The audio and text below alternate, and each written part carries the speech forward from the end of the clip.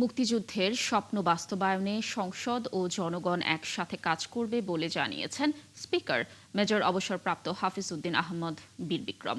সকালে জাতীয় সংসদ ভবনের টানেলে ঈদ উল ফিতরের নামাজ আদায় করে সাংবাদিকদের সাথে আলাপকালে তিনি একথা জানান। তিনি বলেন, মধ্যপ্রাচ্যের যুদ্ধ বন্ধ না হলে বাংলাদেশও বিড়ম্বনায় পড়বে। এদিকে ঈদের নামাজ আদায় করেই সংসদ ভবনে স্বজন পরিজন নিয়ে ঈদ আনন্দ উপভোগ করেন জনসাধারণ। দর্শক আরো জানাচ্ছেন নূরনবী সরকার। জাতীয় সংসদ সচিবালয়ের আয়োজনে ঈদ উল ফিতরের নামাজ। সংসদ ভবনের টানেলে এই ঈদের নামাজে শরীক হন স্পিকার মেজর অবসরপ্রাপ্ত হাফিজ উদ্দিন আহমদ বীর বিক্রম। সাধারণ মুসল্লিরাও এতে অংশ নেন।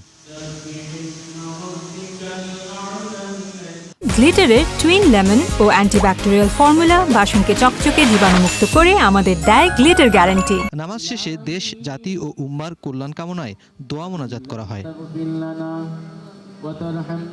এরপর গণমাধ্যমের সাথে কথা বলেন স্পিকার। বলেন, মুক্তিযুদ্ধের অসমাপ্ত স্বপ্ন বাস্তবায়নে সংসদ ও জনগণ একসাথে কাজ করবে। যেই স্বপ্ন ধারণ করে এই দেশে 1971 সালে মহান মুক্তিযুদ্ধ সংগঠিত হয়েছিল, সেই স্বপ্ন আজও বাস্তবায়িত হয়নি। আমরা আশা করব নবনির্বাচিত জাতীয় সংসদ এবং জনগণ সবাই মিলে আমরা সেই মুক্তিযুদ্ধের চেতনাকে বাস্তবায়িত করতে সক্ষম হব। তিনি বলেন, মধ্যপ্রাচ্যের যুদ্ধ বন্ধ না হলে বাংলাদেশও বিড়ম্বনায় পড়বে। মধ্যপ্রাচ্যে একটি যুদ্ধ শুরু হয়ে গিয়েছে।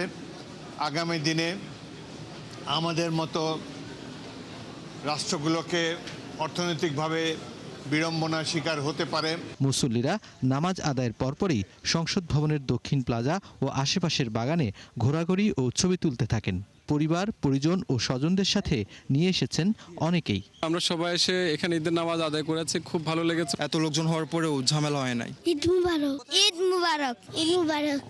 আসসালামু আলাইকুম। আমাদের ছোট বাচ্চাদেরকে নিয়ে আসি, তারা এই জায়গাটাতে আসে, এই সম্বন্ধে জানতে পারে। সংসদে নির্বাচিত জনপ্রতিনিধিরা জনগণের স্বার্থেই কথা বলবে ও আইন প্রণয়ন করবে, প্রত্যাশা ঈদ পালনরত জনসাধারণের। নূরনবী সরকার, ৭১, ঢাকা।